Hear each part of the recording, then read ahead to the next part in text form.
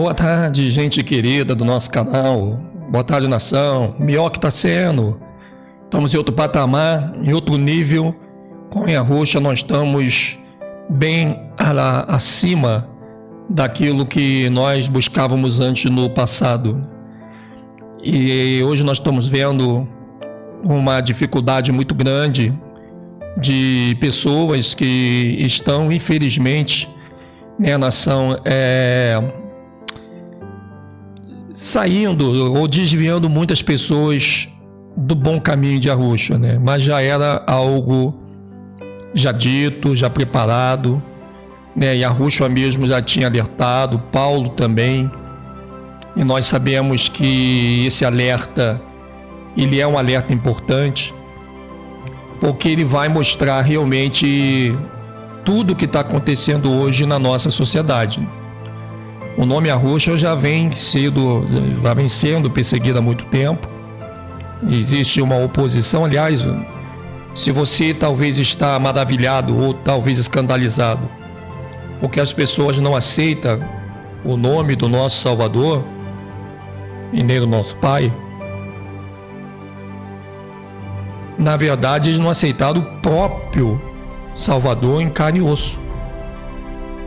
Ele foi rejeitado, inclusive foi botado no madeiro.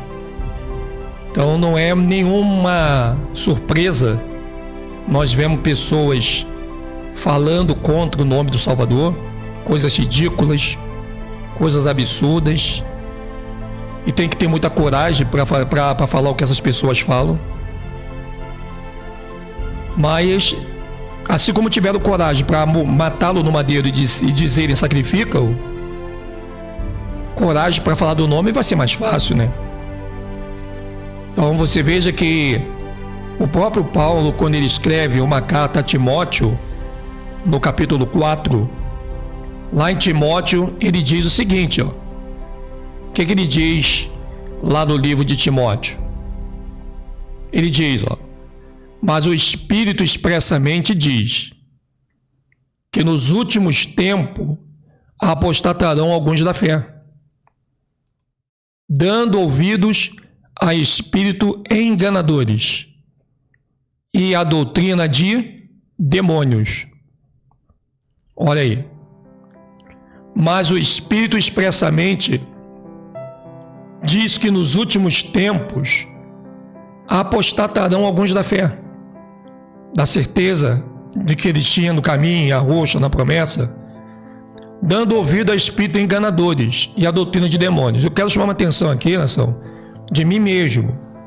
Por que as pessoas perguntam assim, Edson, eu vejo você uma pessoa tão forte nesse caminho do Salvador, eu vejo 10 anos que já te acompanho nas redes sociais, e você sempre do lado do Salvador, doe o que doer, chova o que vier, você está sempre ali, nem um pouquinho para a direita para a esquerda, você está firme em Arusha, sempre.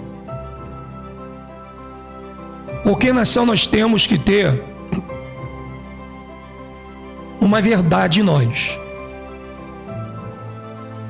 E a verdade, ela não pode ser oscilante. Sabe aquela parábola da semente que caiu na beira do caminho?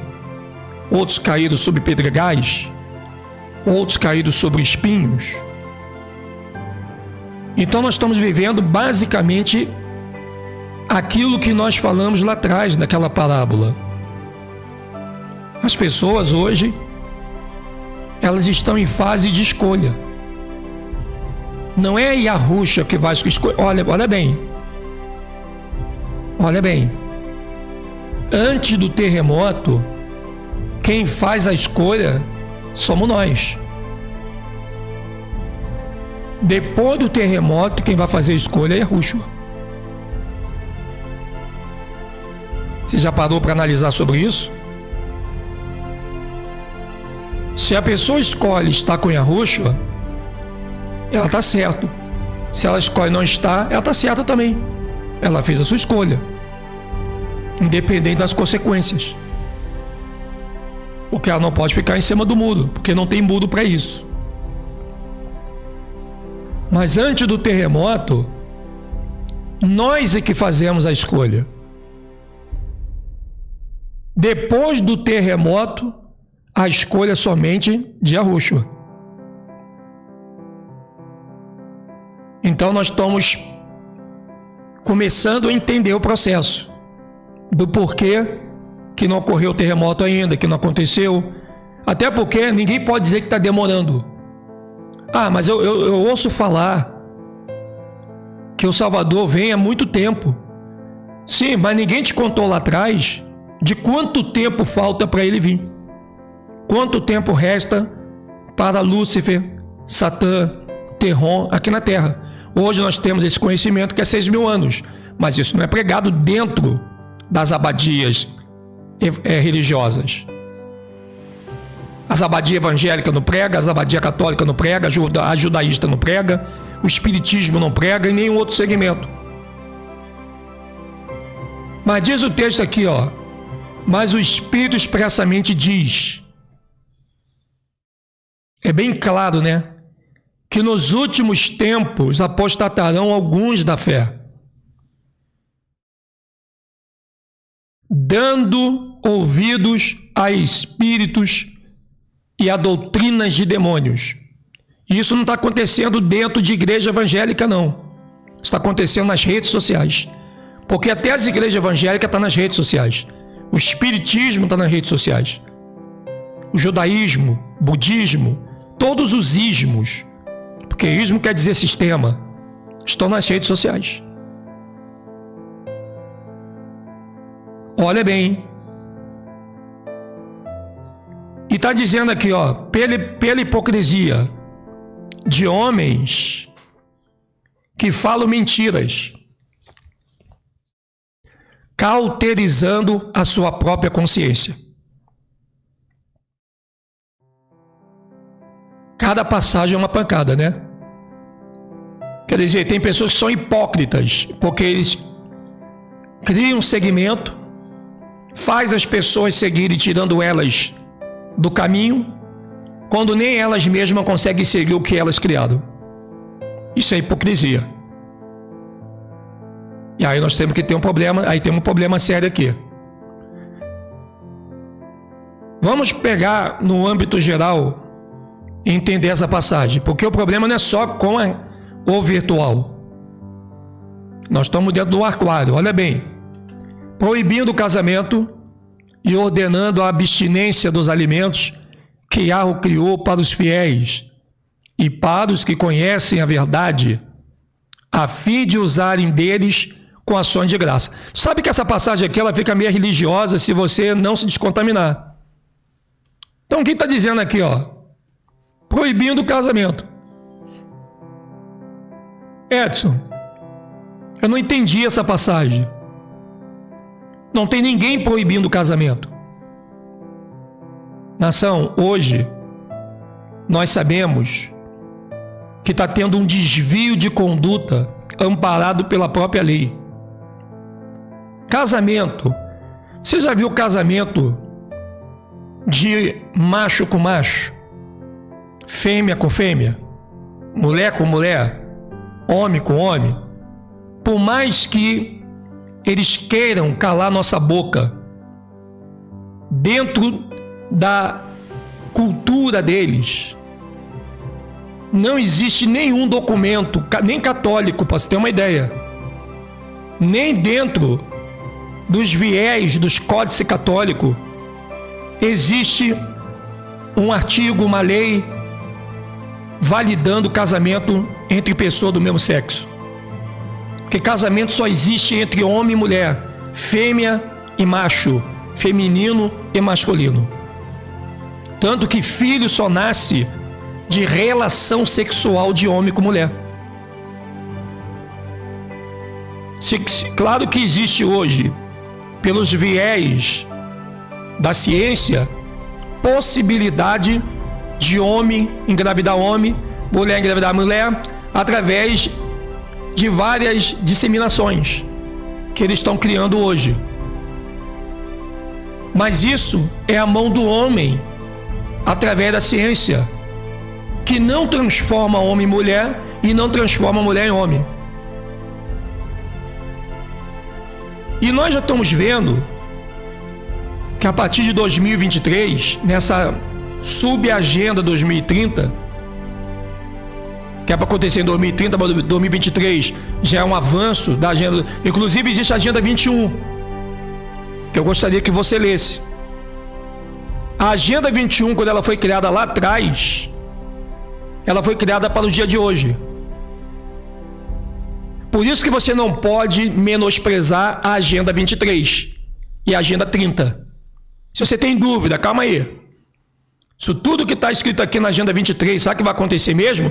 Mas se você pegar a agenda 21, que se refere ao ano que nós estamos, que foi escrito em outras datas distantes lá atrás, tudo que eles escreveram lá atrás está acontecendo no dia de hoje, no ano 2021, que está trazendo a nuance toda de desenvolvimento dessa agenda 21. Então, isso não, só para você ter uma ideia que eles não estão brincando, a agenda é coisa séria para eles. Só que agora nós já estamos no ano 2021. E se você pegar a agenda 21, você vai ver que eles não estão brincando. Então, o que eles prepararam para o ano 2023 está na agenda 23, que é a vida sustentável, ou autossustentável. Você vê toda hora alguém dizendo que quer ir para o mato. Pessoal, a pior coisa que você vai fazer na tua vida é você cair nessa paranoia de abandonar tudo e ir para o mato. Porque o mato já tem dono. A maioria das cavernas, nós temos 8.000 e poucas cavernas no Brasil e não sabíamos disso. Para onde você acha que os poderosos estão indo? Para o meio do mato todo final de semana. Nós vamos fazer um trabalho num dia de domingo. Nós vamos entrar numa serra e vamos seguir uma caminhonete de luxo. Tu vai ver aonde que essa caminhonete vai entrar? No meio do mato. E você não pode entrar. Se tem lugar que já tem dono, é meio do mato, gente. O mato não tem... Gente, tira da cabeça essa ideia. Ah, eu vou morar no mato. Negativo, nação. Isso é uma coisa que as pessoas estão o quê? Entrando nessa onda do sistema. A proibição do casamento, ela vai acontecer. Essa ideia de casamento vai acabar. Porque se você não aceita o ajuntamento de pessoas de dois gêneros, logicamente que o sistema ele vai travar também o padrão convencional de família. E não fique achando, mas isso é um absurdo. Isso já está acontecendo a conta-gotas. É que nós não estamos vendo. Quando eles fazem a manobra, só para você pensar um pouco, quando eles fazem a manobra, você não enxerga a manobra. Você só enxerga quando o decreto é batido. Todo decreto ele é batido em cima de manobras. As manobras, elas são realizadas de modo que você não veja. Você só tem que ver quando o decreto grita. E é assim que funciona. Então, o que eles vão fazer? Vão proibir o casamento. Vão criar ordenança de abstinência de alimentos. Isso a própria religião judaica já está fazendo. Que Yahweh criou para os fiéis e para os que conhecem a verdade a fim de usarem deles com ação de graça. Tem gente que está arrastando pessoas para segmentos que ela diz que não vai mais comer. Só vai beber água, tomar chá. Toma água, toma chá. Toma água, toma chá.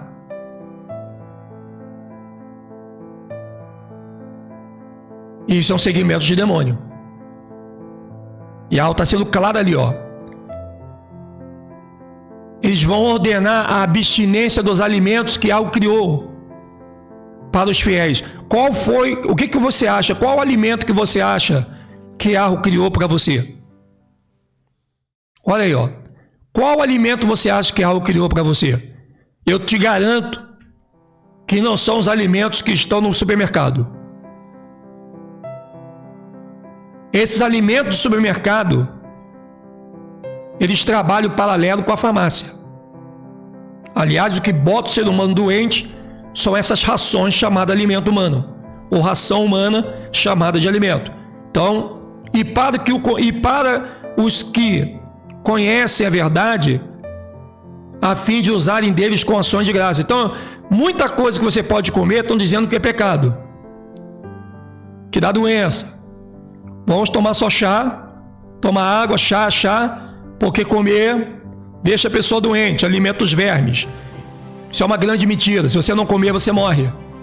Se você não comer, você complica toda a sua formação, todos os seus órgãos. O teu corpo precisa extremo. Você viu comigo Adão e Eva.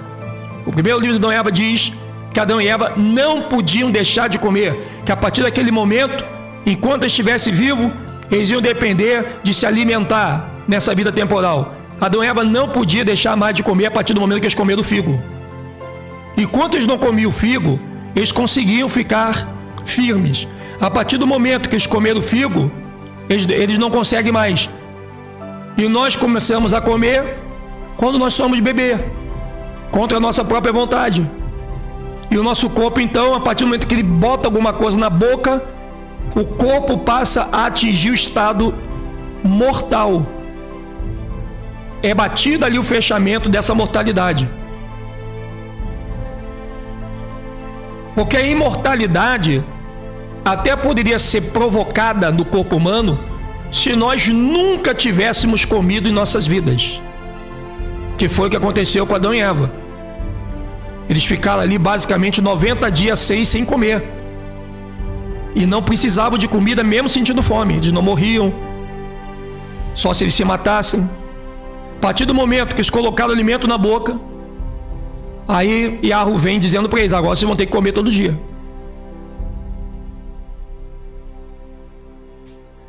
O 1 Timóteo 4,4 está dizendo: porque toda criatura de Yahweh é boa, e não há nada que rejeitar, sendo recebido com ações de graça. O que é ações de graça? Ações de agradecimento, de gratidão. Você age agradecendo. Não tem nada a ver com de graça, dar de graça recebeis, de dinheiro. Não envolve dinheiro, não tem nada a ver com dinheiro isso aqui.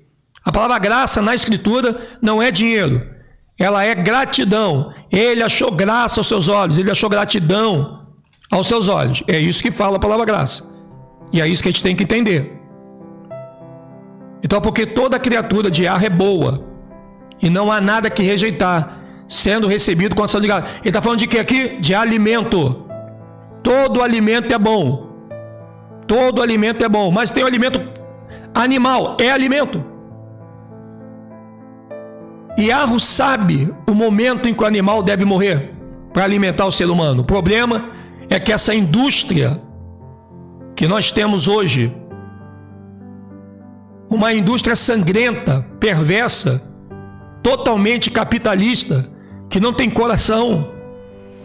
Eles matam animais como se o mundo fosse acabar, para enriquecer os seus cartéis, que eles mesmos roubaram do nosso próprio Brasil. Porque quando você vai ver a cultura de alimentação do Velho Testamento e faz uma comparação com os dias de hoje, você veja que era proibido matar animal se não fosse na hora, para matar a fome na hora.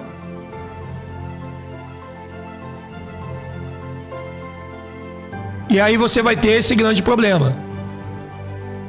1 Timóteo 4,5 diz: porque pela palavra de Yahweh e pela oração é santificado. Ou seja, a comida que você come, ela é purificada por Yahweh. Se você é contra isso, discute com ele. Ah, não, mas eu sou contra o Criador porque eu sou vegetariano, sou vegano. O problema é teu. O que você não pode é porque tu é vegetariano e agora você é vegano, você achar que pode partir para cima de todo mundo, inclusive do próprio Criador. É melhor que você não seja. Porque a pessoa não come carne para não estar em pecado, mas parte para cima do Criador querendo achar que ela é juiz daquele que está no alto. O que adianta? Faz uma coisa boa, né? Ela coa um mosquito, mas ela engole um camelo. Aí não adianta nada. 1 Timóteo 4,6. Propondo essas coisas aos irmãos, será bom ministro de Yahushua, criado com as palavras da fé e de boa doutrina que tem seguido. Quer dizer, olha bem, Jesus Cristo aqui, para quem está chegando, foi um nome colocado na tradução para ocultar o verdadeiro nome Yahushua da Bíblia, da Escritura. Porque há uma profecia na Escritura que o povo de Yahweh perderia sua identidade. E como o nome de Yahweh está no nome de todo o seu povo, então quando eles chegam aqui no Brasil para se unir aos seus irmãos, os astecas mais incas, que são as 10 tribos de Israel, as 12 tribos, as 11 tribos, mais a uma que chegou, que era os pretos, eles têm o seu nome todo mudado, inclusive são proibidos de falar na sua própria língua natal. Você pode até acompanhar esse fato na novela Escrava Isaura, que o próprio Leôncio, escravagista, ele dá uma ordem para que aquela língua falada pelos escravos não fosse mais falada aqui. E esse Jesus Cristo, ele foi colocado porque ele vem dos escravagistas. Ele é o próprio Deus das trevas, o próprio Lúcifer. Porque, para quem não sabe, o segmento dos cabelos templados é luciferiano. E a cruz, o Deus dele, que é o Deus Baal, ou Terron. E aí o Paulo vai também orientar Timóteo dizendo: mas rejeita as fábulas profanas e de velhas, e exercita-te a ti mesmo em piedade. Meu amado, essa palavra aqui, ela cai como uma luva para o que está acontecendo no dia de hoje. Paulo está dizendo para Timóteo para ele rejeitar as fábulas profanas. O que é fábula? É uma história que alguém conta quando ela mesma não consegue explicar o que ela está contando. É algo que ela nasce da cabeça dela ou de alguém que ela dere. Um exemplo de fábula: o Salvador, ele morreu enforcado. Isso é uma fábula. O Salvador não morreu. Isso é uma fábula. Não cremos mais no nome de Yahushua porque estamos num segmento lendo um livro e o livro diz ao contrário do que eu leio na Escritura. É uma fábula. E ele está mandando que Timóteo rejeite essas fábulas, que elas são profanas e de velhas. Velhas aqui não é idosas. Não fique triste você que tem 80, 90 anos e está me assistindo. Não é questão de velha, idosas. Mas antigamente, os contadores de história, lá na época do Velho Testamento, eles contavam a história dos seus patriarcas e das suas matriarcas. E como as matriarcas eram as que mais contavam história, e isso vira também hoje um paralelo bem grande quando uma criança vai dormir, geralmente quem conta a história para a criança dormir não é o pai, é a mãe. O pai também conta às vezes, mas muitas das vezes quem conta a história para a criança dormir é a mãe.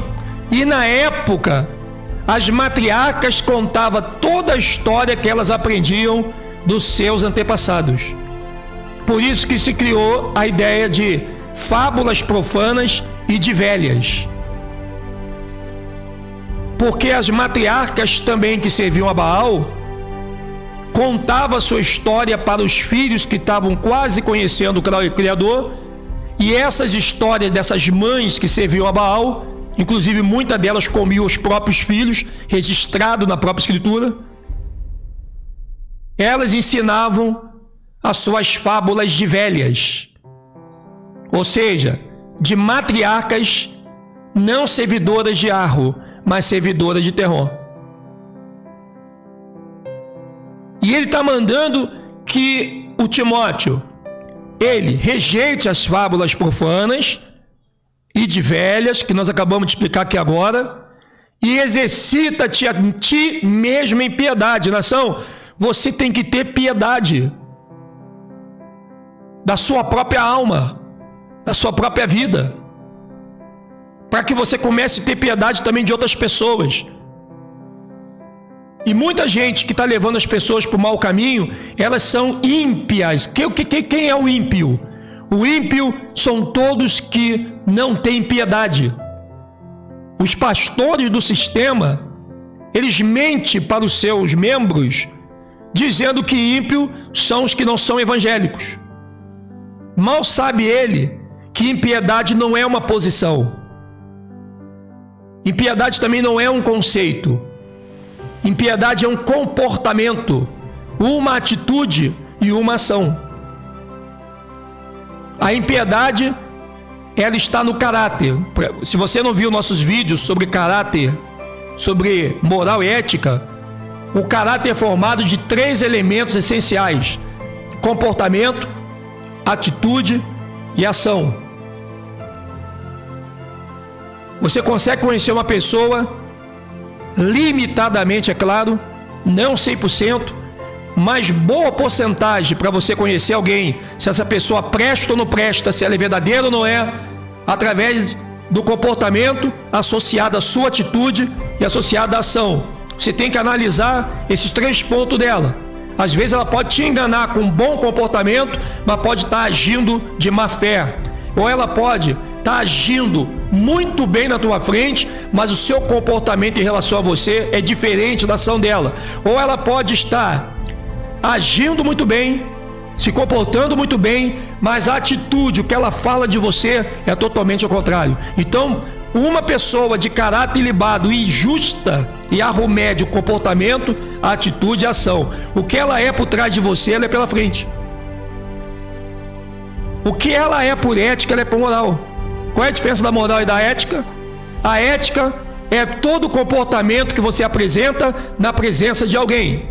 O que é a moral? É todo o comportamento que você apresenta na ausência de alguém. Se na presença de alguém a sua ética foi 10, você foi lá, respeitou, falou bem dela, tratou bem, você teve ética. Mas não adianta nada você ter ética, que é o seu comportamento, atitude e ação na presença de alguém, se a tua moral é 0. Quando a pessoa vira as costas, você é o primeiro a falar. Não adianta. Não adianta, tá errado. Para você falar alguma coisa dessa pessoa mal por trás, tu tem que falar pela frente também. Aí não é uma falsidade, aí você é verdadeiro. Eu digo para uma pessoa: olha, você não serve para andar comigo porque você é mau caráter. Se eu falo isso na frente dela, eu tive uma ética. Por trás dela, se eu falar também, eu sou verdadeiro. Porque a minha moral e a ética não se mede por eu falar bem ou mal dela, mas se mede em saber se na ética e na moral o que você acha dela condiz. Eu já vi gente dizer assim: ó, Edson, você é um amor de pessoa. E quando o Edson vira as costas, ela diz assim: ó, esse cara não vale nada, cuidado com ele. Para que ela não esteja pecando nesse sentido, em dizer que o Edson não vale nada por trás dele, ela tem que dizer na frente e ter peito para poder também receber a reação. Você não pode falar que uma pessoa é bonita na frente dela, tu usou uma ética, e quando ela vira as costas, tu diz: uma mulher feia, hein? Isso mostra desvio de caráter. Ética e moral tem que andar junto. Se você achou ela bonita pela frente, por detrás também tem que achar ela bonita e falar para todo mundo que ela é. Porque senão você já é um mentiroso. A partir do momento que na ética você fala uma coisa e por detrás da pessoa você é um mau caráter sem vergonha. Isso aí não adianta. E é disso que está falando aqui o Paulo. Nós temos que ter muito cuidado, nação, porque tem muita gente que pode estar no nosso meio com esse pensamento maligno. Ah, o irmão Edinho, tu é maravilhoso, tu é bacana, irmão Edinho e tal. Aí quando o irmão Edinho vira as costas, que ela entra num grupo, em qualquer lugar, aí eu irmão Edinho, não sei, eu tenho minhas coisas, eu tenho meu dedo atrás ali, não sei. Me falaram do irmão Edinho. Eu estou usando eu como exemplo para não usar ninguém, tá? É só para dar um exemplo. A ética, se você falar para mim assim, Edson, eu te acho você horrível, você é horroroso, e por detrás de mim você falar a mesma coisa, para Iarro você é verdadeira. As pessoas podem até não achar que você é. Para Iarro você é verdadeira. Se você diz, Edson, você é um cara bacana, gente boa, e por detrás, quando chega para as pessoas e diz assim, pô, o irmão Edinho é gente boa, bacana, para Iarro você tem caráter, para Iarro você é justo. Iarro só consegue medir uma pessoa se ela é justa pelo que ela fala, pelo que ela age ou pelo seu comportamento, quando ela está diante e não diante de quem ela está falando. E isso tem que ser muito notado a partir de hoje. Eu já pequei nisso. Eu tenho certeza que você já deve errar, deve ter errado isso. Eu tenho certeza que você já deve ter muitas vezes errado no que eu estou dizendo, porque eu também já errei. Então hoje eu não quero errar mais. Se eu disser para uma pessoa, cara, eu não gostei de você, e se eu falar para alguém que eu não gostei daquela pessoa, para Iarro eu vou estar certo. As pessoas podem me apedrejar, podem dizer que eu estou errado, mas não tem outra maneira de Iarro te avaliar a não ser pela moral e ética, pela frente e trás. Se você diz que a pessoa não presta na frente dela, tu tem que dizer por trás. Se tu dizer por trás que ela não presta, tu tem que dizer pela frente. Você não pode mudar o discurso de presença-ausência, porque aí Iarro que vê tudo vai dizer, pô, esse cara é meu servo, mas é falso pra caramba. Então o Paulo está dizendo ali, ó, mas rejeita as fábulas profanas. O que seria uma fábula profana, Edson? Me dá um exemplo de uma fábula profana. Uma história inventada que mancha a imagem de alguém. Isso é profano. Além da história não ser verdadeira, ela descaracteriza, ela suja a imagem, ela suja a índole de um ser ou de alguém. Nesse caso, de Iarro. Quantas pessoas estão criando segmentos para poder ir contra o nome de Iarro e de Yahushua? Só que elas são tão covardes que elas não têm moral para poder seguir sozinha. Elas precisam que mais alguém siga com elas, porque senão elas não vão conseguir segurar o rojão. O problema dessas pessoas é que se elas falassem, pô, eu vou largar Yahushua, vou seguir um segmento que eu estou aqui agora e vou nessa. Não, ela quer botar todo mundo dentro do segmento dela, porque ela tem medo até do que ela está escolhendo. Mas se ela tem mais gente com ela, se caso pegar a bomba estourar, pelo menos ela não estoura sozinha com a bomba. Tem mais gente estourando com ela. Então o problema das fábulas profanas é que além delas ser um segmento sem caminho, sem um norte, ela ainda profana o nome de Iarro, ajudando o sistema a ocultar mais ainda o nome do nosso querido Salvador. E volto a dizer de novo, toda vez que alguém diz que Iarro e Yahushua não existe, é falso ou é um demônio, ela está ajudando o sistema a continuar a manter o povo preto no Brasil sem identidade, o povo índio, os astecas, os maias, os incas e até o povo branco de Jafé de mão atadas. Porque uma vez que você não considera o nome do Salvador, é um atraso que você dá em trazer de volta a identidade do nosso povo que está perdida. E debaixo dessa identidade perdida existe uma maldição para todos, que não é só para o povo preto.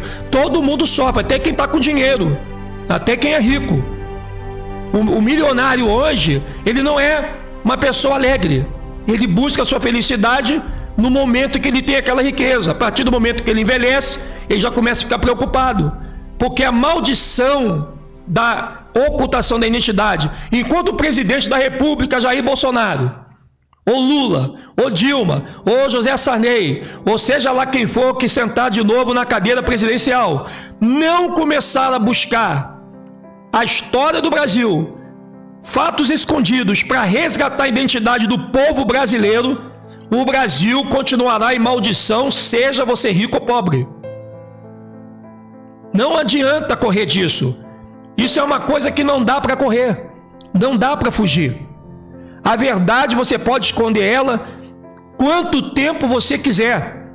Você pode esconder a verdade 1 ano, 2 anos, 10 anos, 20 anos. Mas a verdade é algo indestrutível. A verdade, no sentido abstrato, é imortal. Não tem como você destruir a verdade. Você pode ocultá-la, mas destruir você não consegue. E o texto diz aqui em 1 Timóteo 4,8: porque o exercício corporal para pouco aproveita, mas a piedade para tudo é proveitosa, tendo a promessa da vida presente e da que há de vir. É bom você fazer exercício físico? É bom. É bom você cuidar do corpo? É bom. A Bíblia não diz que você fazer exercício físico é ruim, mas de pouco aproveita você fazer um exercício físico, ficar com o corpo bonitão, saradão. Se você é uma pessoa impiedosa, malvada, perversa, só pensa em você, quer destruir pessoas que você não consegue alcançar o nível potencial dela. Então está dizendo claro, porque o exercício corporal para pouco aproveita. Não é o exercício corporal que vai manter você uma pessoa com mais probabilidade de viver. Que tem pessoa que nunca fez exercício e já chegou até nas casas do 100. Eu conheço várias pessoas.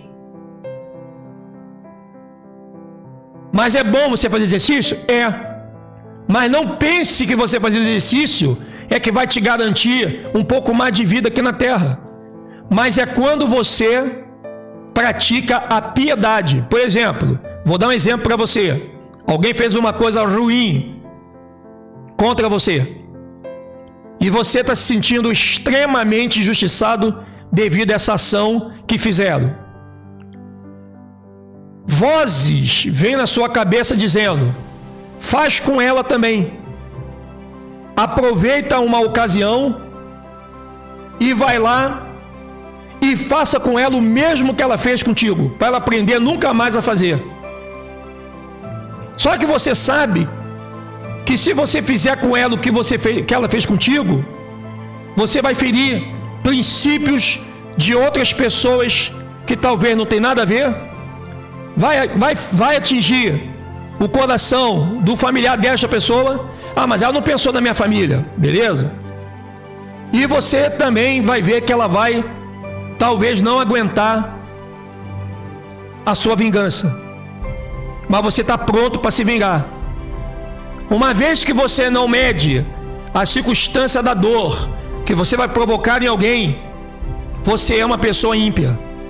Você não tem coração. É uma pessoa sem sangue, fria, gelada, como aqueles assassinos que matam e fazem de tudo para poder matar de novo, porque matar para eles é uma diversão. O assassino, quando ele pensa que porque ele matou ele mata segundo, mata o terceiro, mata o quarto, aí o assassino vai seguir matando, até que alguém vai e mata ele.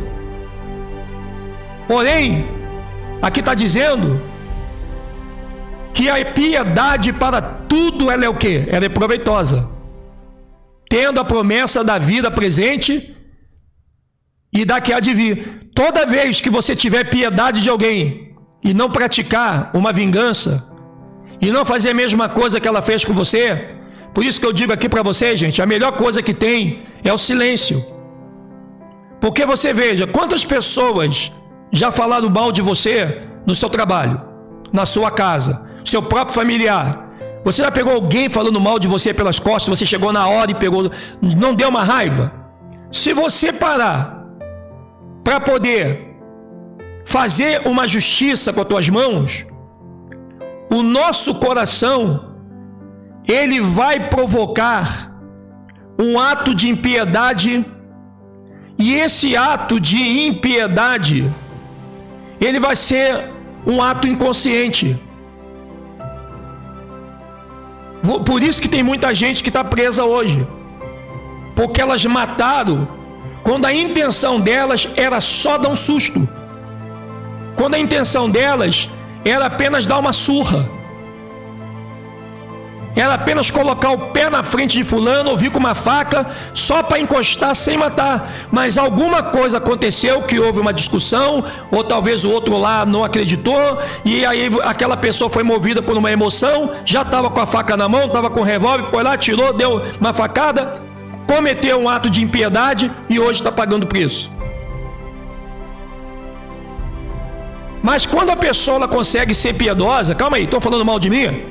Então eu vou usar a ferramenta de Lamentações 3:29. Aonde lá em Lamentações 3, a partir do verso 26 ao 29, diz que é para o homem ficar calado quando ele for receber uma afronta. Vamos ler isso aí? Vamos ler. Deixa eu ver se eu estou com a escritura. Só não vou botar aí na tela para você agora, porque eu não tenho aqui na tela. Mas deixa eu abrir o livro aqui. Livro de Lamentações, um livro que me ajudou muito quando eu saí do sistema. Muita justiça, muita coisa. Olha ali, ó, do verso 23 ao verso 30. Lamentações 3, do verso 23 ao verso 30. Se você pudesse escrever essa passagem na tua parede, quando alguém te afrontar, quando alguém te envolver numa fofoca, quando alguém falar mal da tua pessoa, antes de você tomar uma atitude para partir para cima dessa pessoa e fazer alguma coisa contra essa pessoa, você deveria ler isso primeiro. A melhor ferramenta para as pessoas que te odeiam é o silêncio. Use a sua boca para você compartilhar com pessoas que você ama. Se eu não gostar de você, eu vou dizer na tua frente que eu não gosto, e vou dizer por trás também. Se você fizer uma besteira, eu vou dizer para você a besteira que você fez e por detrás também. E eu quero que você seja assim comigo. Olha aqui, ó. Edson, esse dia mesmo eu tive uma experiência, até no meu trabalho, de uns funcionários falando mal de mim por trás. E até descobri que numa dessas vezes que eu fui prejudicada, um deles estava ali. E eu vou me vingar, eu vou fazer justiça. Mas antes, leia Lamentações 3. O que está dizendo? No verso 23 ao 30. Vamos lá. Novas são cada manhã, grande é a tua felicidade. A minha porção é o Senhor, diz a minha alma, portanto esperarei nele. Bom é o Senhor para os que esperam por ele, para a alma que o busca. Bom é ter esperança e aguardar em silêncio a salvação do Senhor. Bom é para o homem suportar o jugo na sua mocidade. Assente-se solitário e fique em silêncio, porquanto Iarro pôs sobre ele. Ponha a sua boca no pó, talvez ainda haja esperança. Dê a sua face ao que te fere e farta-se de afronta. Pois o Senhor não rejeitará para sempre, pois ainda que entristeça alguém, usará de compaixão segundo a grandeza das suas misericórdias, porque não aflige nem entristece de bom grado aos filhos dos homens. Então está dizendo aqui, que quando uma pessoa estiver te seguindo para te matar, para te fazer mal, para te prejudicar, fique em silêncio, porque Iarro, vendo o teu silêncio, ele vai se impor sobre a pessoa que está querendo te prejudicar. Ele trava, ele bloqueia, ele neutraliza toda a maldade do perverso quando você não se defende fisicamente. Por isso que a Bíblia está dizendo, porque o exercício corporal para pouca coisa aproveita. Ele só serve para tu ficar mais forte, tem músculo, que é bom, mas a piedade para tudo é proveitosa. E é isso que a está dizendo. Por que eu estou dizendo isso aqui, gente? Porque você vai precisar dessa palavra. Porque alguém vai aprontar para você durante um tempo na tua vida. Algum momento alguém vai fazer mal a alguém da tua família. Algum momento alguém pode falar umas besteiras e sujar a tua imagem. E você vai precisar dessas palavras para você acalmar o teu ânimo, não fazer besteira e não entrar no jogo de Satã. 1 Timóteo 4,8 diz também com muita eficiência: esta palavra é fiel e digna de toda a aceitação. Porque para isto trabalhamos e somos injuriados, pois esperamos no Yahweh, que é o Salvador de todos os homens, principalmente dos fiéis. Manda essas coisas e ensina-as. Olha só o que Paulo diz para Timóteo: manda estas coisas e ensina-as. Persiste em ler, exortar e ensinar até que eu vá. Então nós temos que muitas vezes ler, exortar.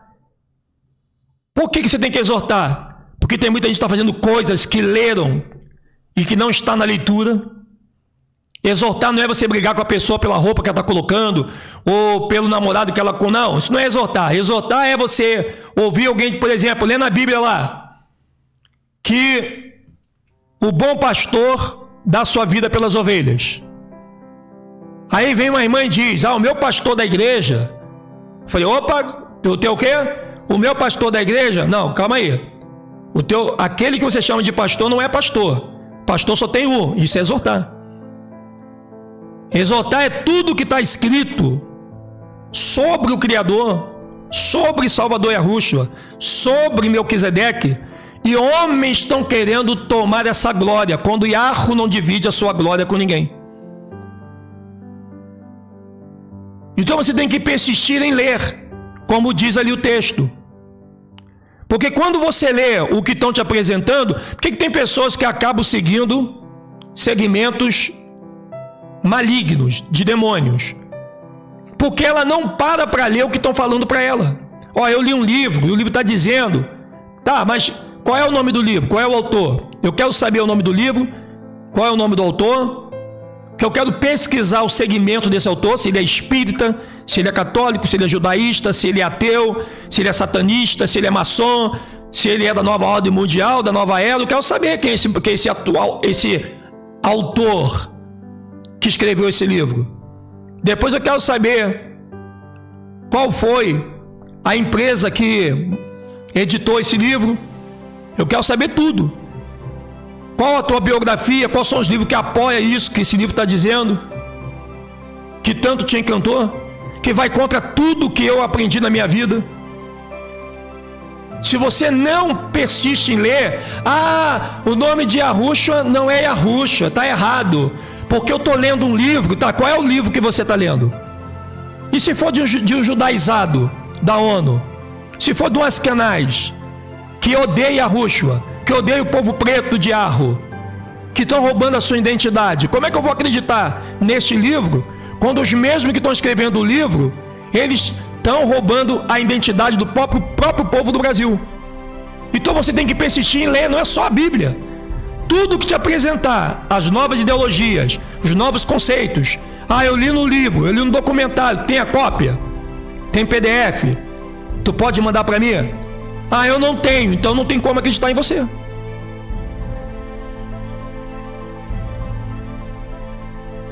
Persiste em ler, exortar e ensinar até que eu vá. É o que está dizendo aqui.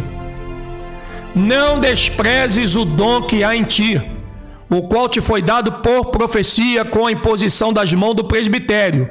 Gente, isso aqui é muito sério. Essa mudança de palavras foi terrível, porque todo mundo botou na cabeça que presbítero é aquele carinha da Assembleia de Deus, aquele porteiro que passou a ser diácono e agora veio ser presbítero. Todas as pessoas que seguem o segmento cristão, quando se fala a palavra presbítero e diácono, a primeira coisa que a gente lembra é um crente de paletó e gravata dentro da igreja, dando sermão nas pessoas. Só que nesse caso aqui, primeiro, o Timóteo estava tratando com um povo europeu de pele branca. E ele estava dizendo, e outra coisa, gente, Timóteo, ele não era hebreu. Timóteo era branco, da descendência de Jafé, que Paulo conheceu na sua caminhada. A partir do momento em que ele vira as costas para os judeus e ele vai para os gentios.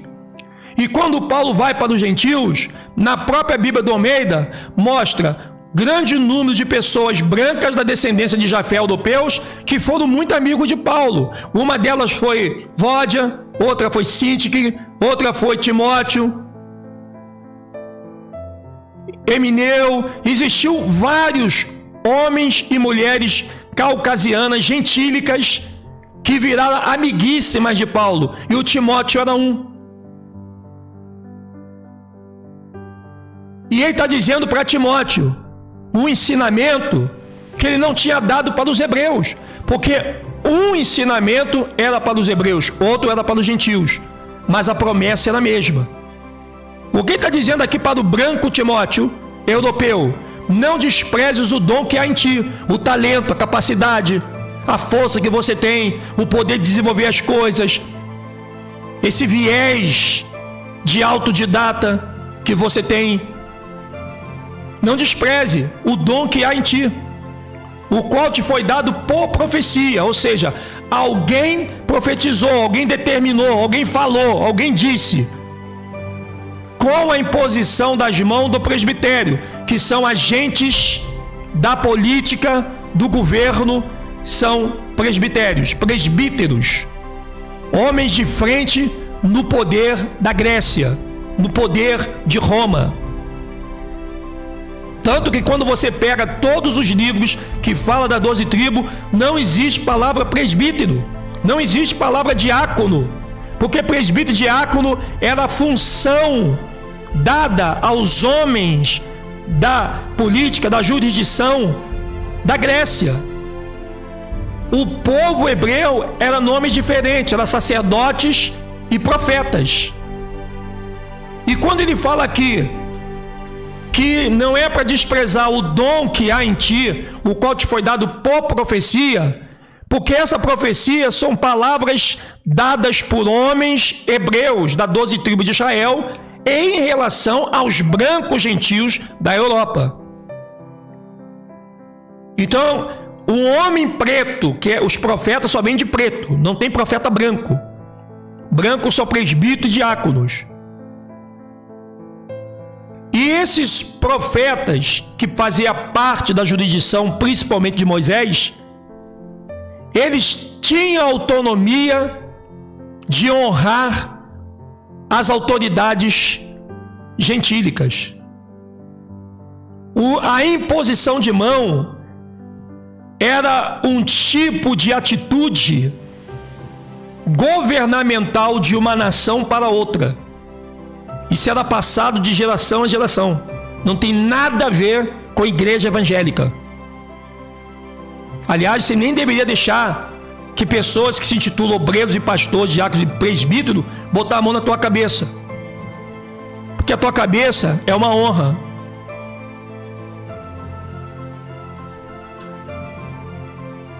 Primeira Timóteo 4,15.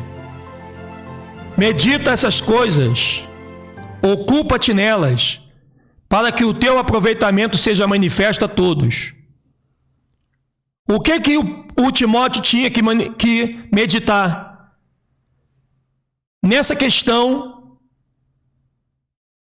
da imposição de mão dada por eles, as autoridades, aqui Paulo está falando com autoridades, ele não está falando com o povo, que é uma coisa que nós temos que tirar da nossa cabeça.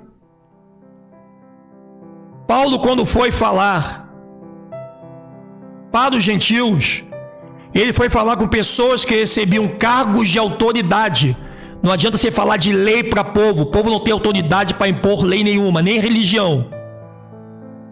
Eu vejo uma pessoa aí, porque temos que guardar a lei, tem que guardar a lei. Vocês são pastor, vocês são presidente da república, por acaso? Vocês são governadores?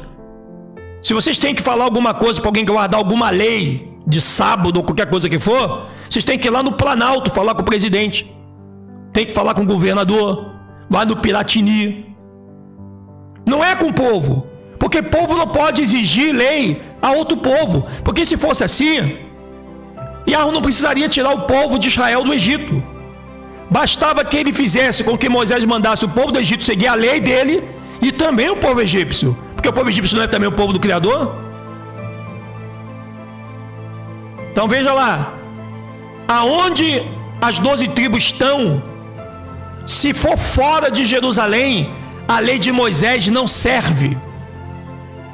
A lei de Moisés não foi dada para a humanidade. Ela foi dada para as 12 tribos de Jacó, quando eles não esperam Moisés descer do monte, e apressados eles pegam o ouro que eles tinham, derrete e faz e esculpe a imagem do seu deus animal, o bezerro de ouro, o próprio Deus Terror. E a partir desse momento, Moisés, quando desce com as 10 tábuas do mandamento simples e tranquilo, e que ele percebe que o povo fez besteira, ele quebra aqueles mandamentos, sobe zangado para o monte, e Arro diz para ele: pega de novo 2 pedras, e Arro escreve com o seu dedo de novo os 10 mandamentos nas 2 pedras, mas dessa vez ele diz: Moisés, olha o que o seu povo está fazendo lá embaixo. Você não vai levar esse 10 mandamentos para eles. Esse 10 mandamentos você vai guardar. Agora vai vir um anjo e ele vai te dar um outro tipo de mandamento seguido de lei, que é o que esse povo merece. Porque o meu mandamento, o meu fardo é leve e suave, que é os mandamentos 10. Mas o povo, eles vão ter que levar um fardo mais pesado, porque esse povo ainda é um povo obstinado. E aí Moisés guarda os 10 mandamentos, e ele então recebe a presença de um anjo. Ele recebe um livro, e esse anjo dá para Moisés várias leis para Moisés escrever, baseado nos mandamentos, que seria somente os mandamentos. A lei de Moisés não vem só os mandamentos, ele vem mandamento e lei de castigo, de sentença, por causa do povo que pecou e era obstinado. Os 10 mandamentos, e assim como a lei de Moisés, era só para as 12 tribos de Israel, para eles poderem mudar os seus comportamentos egípcios, mudar a sua postura egípcia, mudar as suas ações egípcias. Porque esse mesmo povo que atravessou o Mar Vermelho, chamado 12 tribos de Jacó, eles viveram 430 anos dentro do Egito, 350 anos por bons tratos por parte dos egípcios e 80 anos vivendo em tremenda agonia de trabalho.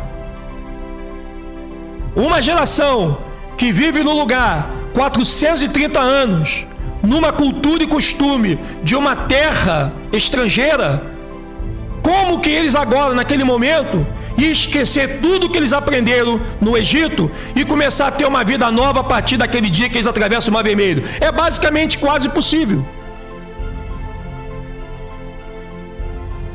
Por isso que foi muito difícil dos sacerdotes, dos profetas, dos juízes, dos reis, moldar as 12 tribos, porque eles estavam extremamente baseados na cultura egípcia, de tanto tempo, de geração a geração, que eles passaram ali. Então os 12 mandamentos, os 10 mandamentos e toda a lei, os mandamentos é guardado. Agora, as leis de Moisés foi apenas um castigo para aquele povo. A lei foi um castigo, ela tinha sentença. Não foi para o restante do mundo, não foi para o pessoal de Cã, não foi para o pessoal de Jafé. Tanto que você nunca vai ver na Bíblia povo de Jafé sendo exigido deles o cumprimento de alguma lei, de algum guarda de sábado. Já viu algum romano guardar sábado na Bíblia? Já viu algum etíope guardar sábado na Bíblia? Só guardava se eles fossem estrangeiros que quisessem morar com as 12 tribos dentro de Jerusalém. Aí já era outro assunto. Se uma pessoa branquinha, gentil, quisesse morar junto com as 12 tribos, conforme diz Levítico, Números, Deuteronômio, eles teriam que seguir a lei, porque era eles que estavam querendo morar com o povo de Israel no Egito. Então, se você quer morar com uma pessoa, você não pode aplicar os seus costumes, os seus hábitos. É você que quer morar com a pessoa, então você tem que aderir o costume e hábito dela. Então, como esses branquinhos, como os estrangeiros africanos, queriam morar muitas vezes com o povo de Israel, eles tinham que também estar dentro daquela lei que era a lei de Moisés.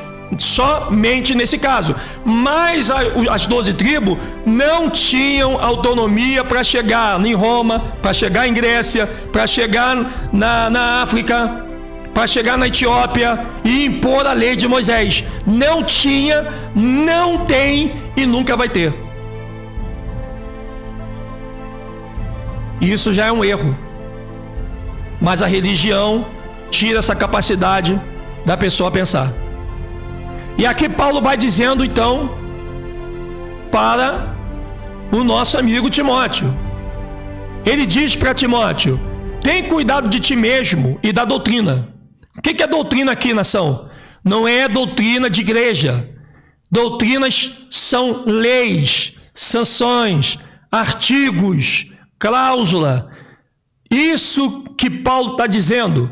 Tem cuidado de ti mesmo e da doutrina. Não é doutrina de igreja evangélica. Não é doutrina de religião. É doutrina de cidadania grega romana.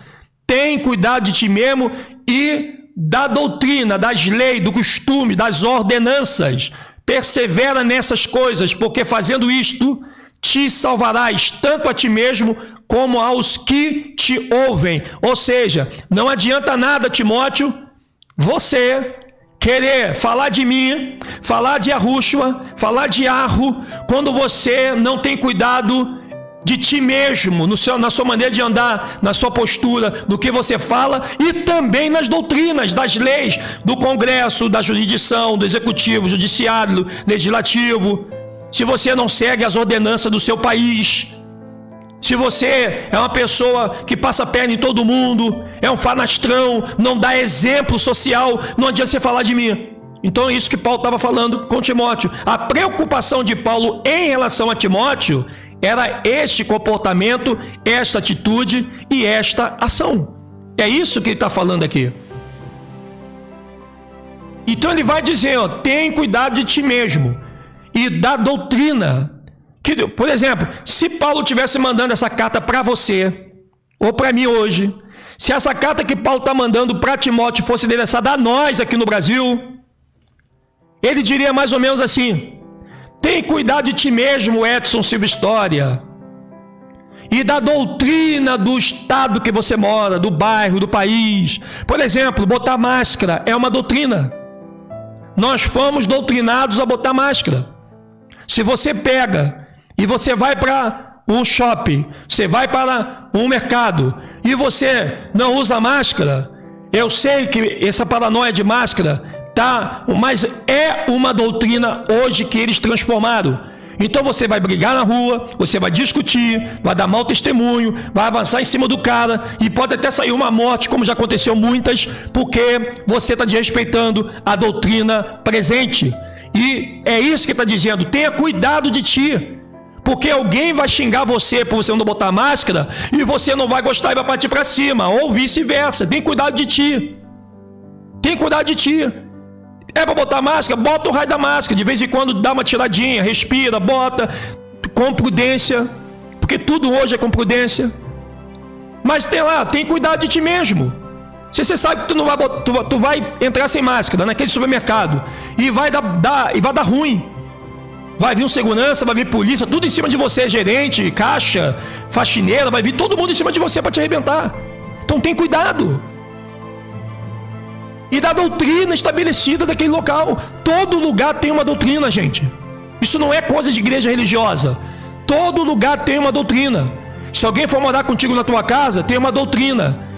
Ó, aqui a gente fecha a porta 10 horas da noite. Quem tá fora não entra. Isso pode ser uma doutrina.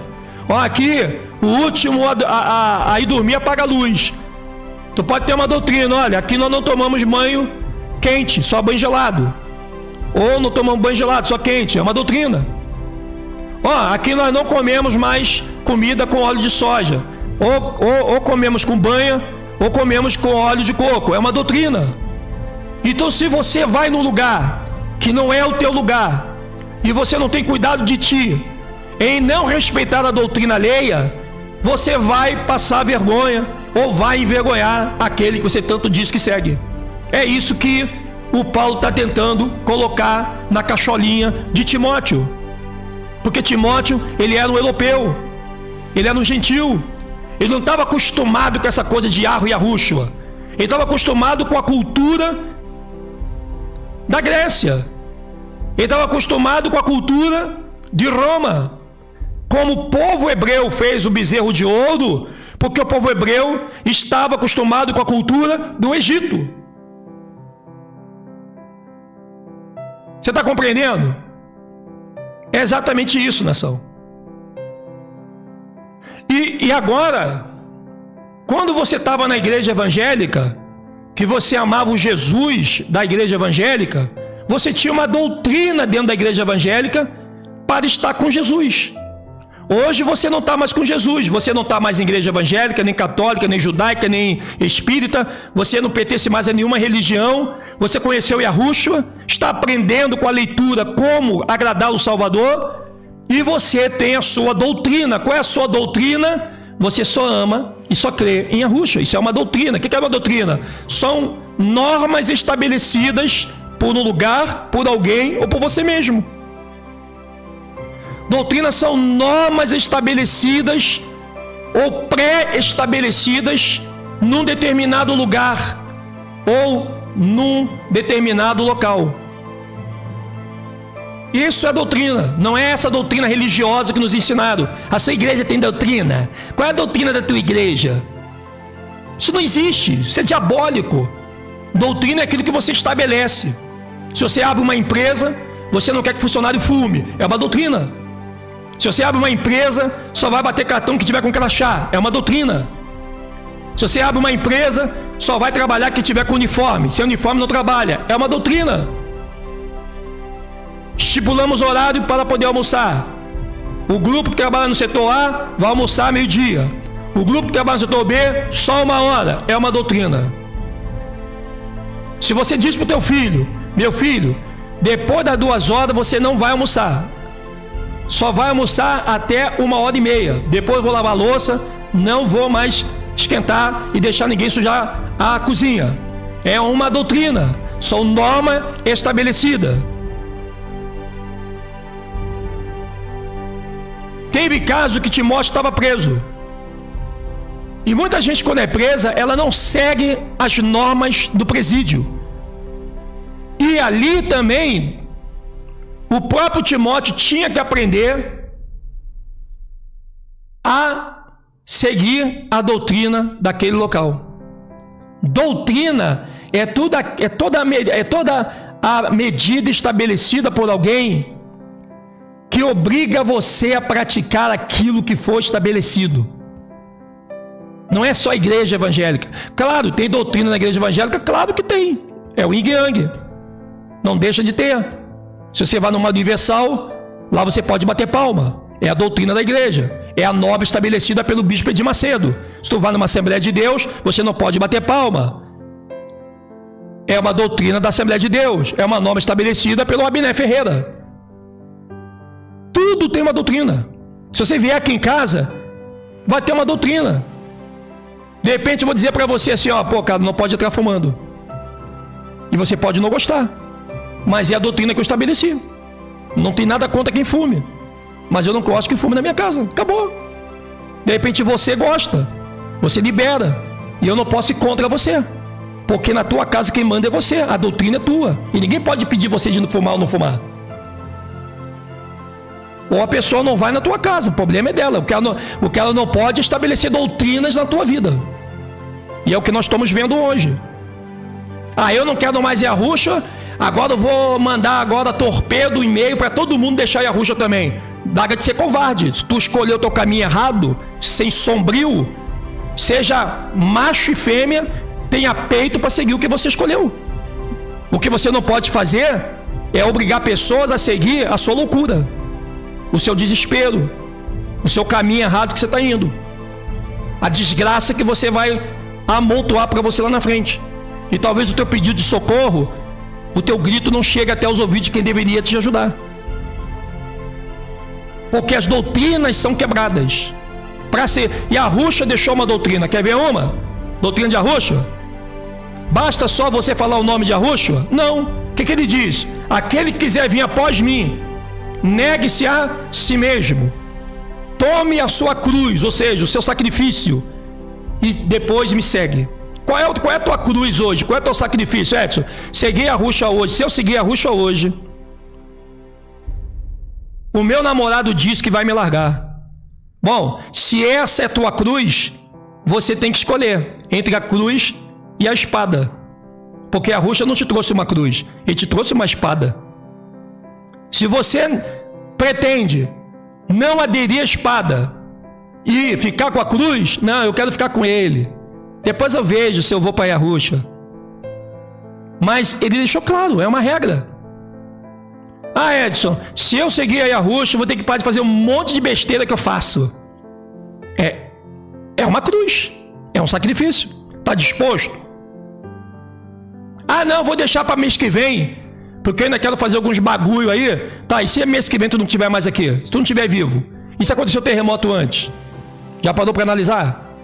Então nada vai ter desculpa. Nada vai ter desculpa. É vida que segue. Se você está seguindo a tua vida do teu jeito e ignorando o que a Arusha deixou determinado por legado, tu não está errado, tu está fazendo a tua escolha, mas tu vai ser responsável pela tua escolha. O problema é que as pessoas hoje escolhem, mas elas querem se ferrar, ferrando outras pessoas, e isso é muito sério. Você compreende? Então Paulo está dizendo aqui, para Timóteo, tem cuidado de ti mesmo e da doutrina. Persevera nessas coisas, porque fazendo isto, te salvarás tanto a ti mesmo como aos que te ouvem. Se você for uma pessoa prudente, calma, tranquila, ter cuidado com o que tu fala, você vai acabar fazendo com que as pessoas que não iriam te ouvir, elas venham te ouvir também. Porque a pessoa não observa só o que tu fala, ela observa o comportamento, ela observa as suas ações. Tem gente que fala mal de mim pra caramba, mas nunca você pode fazer um teste. Nunca ela vai dizer assim, eu vi o Edinho fazer isso, eu vi o Edinho fazer aquilo, eu vi o comportamento dele, como é que foi. Não, elas sempre vão dizer assim, eu percebi uma coisa errada nele, sabe? Tem que ter cuidado com isso, nação. Ou você fala as coisas com certeza, ou você esquece as suposições. Esse negócio de, eu percebi que ele até estava ali, eu percebi, quando eu olhei para ele, eu já senti. Cuidado com esse sentimento de bruxo, cuidado com esse sentimento aí macabro. Esse negócio não é bom, não. Ou você fala de alguém com certeza, eu vi, eu tive lá, eu ouvi, e foi isso que aconteceu, e ponto, pá. Agora, porque falaram, me disseram, eu acho, eu também observei, eu senti. Meu amigo, isso é de Satã. Isso é de Satã. Se tu vai falar de alguém, fala com, fulano não presta, fulano é sujo, porque ele fez isso. E eu falo na cara dele também. Pode ser um barraco, não tem problema. Mas pode ser um barraco? Pode. Mas pelo menos Yahweh vai avaliar o seu eu verdadeiro. Ele vai dizer, esse cara aí não devia falar essas coisas não, mas ele foi verdadeiro. Esse cara fala a verdade. O que ele falou pra mim, falou pro cara também. Esse cara aí pra mim é bruxo, fechou, tá todas. Não é assim que os malandros falam lá no Rio de Janeiro? O cara é bruxo, por quê? Porque fechou com eles. Até nesses caras que são errados, existem verdades. Então é isso que Paulo está dizendo para Timóteo não deixar, de ser verdadeiro. Não importa se as pessoas vão achar que você é pecadora, que você é errada, que você é o que for. Yahweh não está procurando pessoas certinhas, mas pessoas verdadeiras. Yahweh não está querendo promover pessoas que não roubam, que não furta, que não age errado, que não seja, até você que é homossexual. De repente você é do homossexualismo. Eu não gosto de homossexualismo não, vou logo avisando. Mas de repente tem homossexual mais verdadeiro do que hétero. Que tem hétero que é sem vergonha, pilantra, faz mal às pessoas, faz um monte de coisa ruim com jovens, com crianças, com mulheres. Tem héteros, tem pessoas que não são homossexuais e são extremamente imundas no conceito mental deles.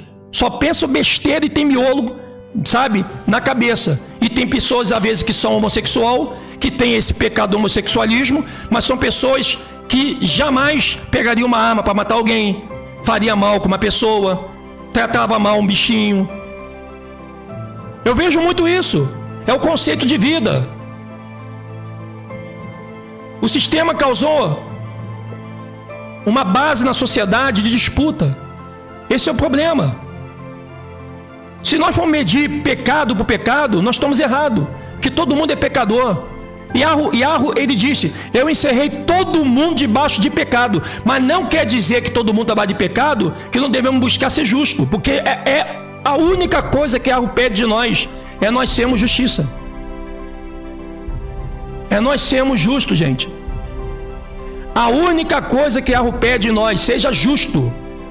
Não importa os seus erros, porque os seus erros tu vai aprender com a vida. Que tem gente que quando não aprende com Yarro, aprende com a vida. Uma coisa é a tratativa de Yarro com os seus pecados, outra coisa é com a sua justiça. Tanto que tem pessoas que dizem, que juram que não tem pecado, mas são injustas. E é isso que Yarro está falando. E é isso que Yarro está dizendo. E aí a gente vê como as igrejas evangélicas pegaram as palavras da Bíblia para montar o seu cartel religioso. Toda igreja tem presbítero, tem diácono, tem obreiro, tem bispo, missionário, tudo que tem na Bíblia, eles colocaram. Tudo que tem na Bíblia, eles pegaram para intitular as suas sem-vergonhices. E as pessoas não sabem que o sistema evangélico é o mais sujo que tem. Se as pessoas soubessem o que acontece por detrás de um terno de pastor sério em cima do púlpito, meu pai, o mundo gospel então é uma podridão. Nós, quando somos pastores do sistema, nós só fazemos caca com todo mundo, desde o pequeno ao maior, porque não há como você sustentar uma vida com o Criador dentro do lugar onde o Criador não habita. Ali habita Terron, e Terron ele precisa te vestir de santo, como ele vestiu os demônios dele para enganar Adão e Eva. Ele precisa te enganar. A mesma roupa que Satã botou nos seus demônios para poder enganar Adão e Eva, que eram anjos, é a roupa que ele traz hoje da religião para você se enganar a si mesmo e aos seus próximos. E a Ruxa não está nisso. Ele não habita em tempo feito por mão de homem. E essa é a doutrina de Yarro. Qual é a doutrina de Yarro? Eu não estou lá dentro. E quando você fala isso, você é endemoniado. Você é encapetado. Vem tirar demônio de mim, que eu quero ver. Eu posso ter tido muito quando estava lá dentro, mas agora que eu estou com Yahushua, nós estamos limpos, libertos dessa sujeira do sistema. E continuo pecador, porque ele me encerrou debaixo do pecado, para que eu não me preocupasse com o pecado, mas em ser justo. E uma vez que você é justo, você imortaliza o pecado. E essa é a regra de Yarro no mundo todo. E nós vamos voltar daqui a pouquinho. Vamos para cima, gente. Tamo juntos.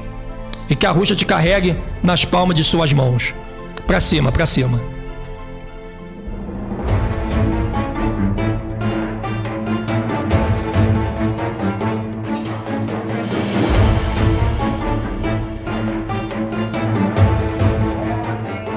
Favelas e nos pancadões, cidadãos são presos em manifestações.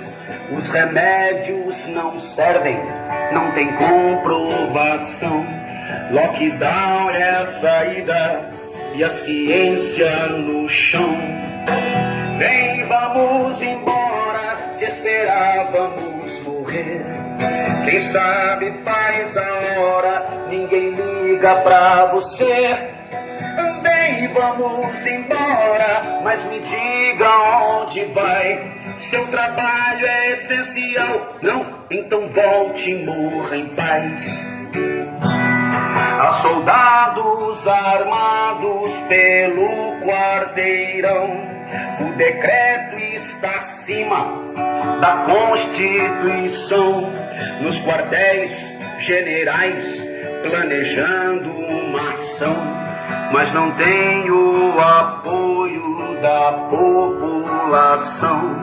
Onde está o dinheiro da federação? São bilhões investidos sem licitação. O Supremo investiga e prende o cidadão, mas não prende aquele que rouba a nação. Bem, vamos embora, se esperávamos morrer. Quem sabe faz a hora, ninguém liga pra você. Bem, vamos embora, mas me diga onde vai.